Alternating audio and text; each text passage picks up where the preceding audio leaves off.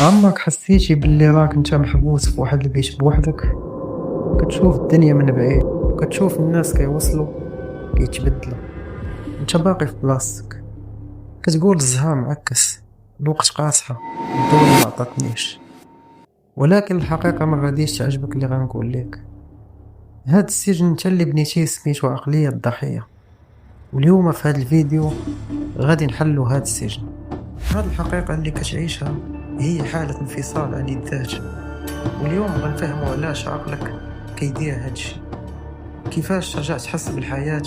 تشبع معايا مزيان. العقل ديالك كيدير هادشي باش يحميك ملي كيكثر الضغط، الألم، المعاناة. كيدير بحال شي ديجونكتور، كيعزلك على الواقع باش ما تبقاش تحس. هي وسيلة دفاع ذكية، ولكنها خلاتك معزول على نفسك. باش تخرج من سجن العقلية الضحية خاصك تعلم عقلك يرجع يثيق في الواقع.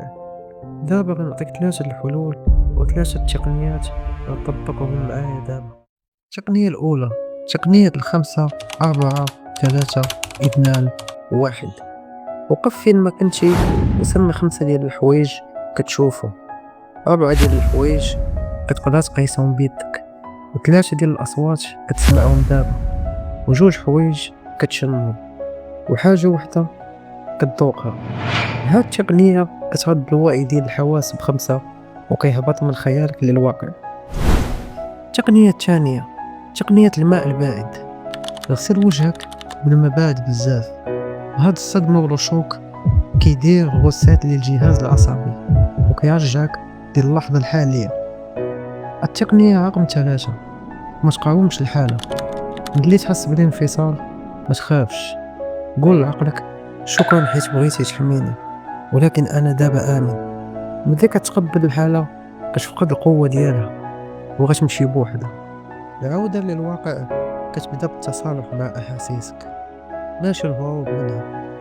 إلا وصلتي حتى لهنا راه قطعتي النص ديال الطريق، حيت فهمتي شنو واقع ليك.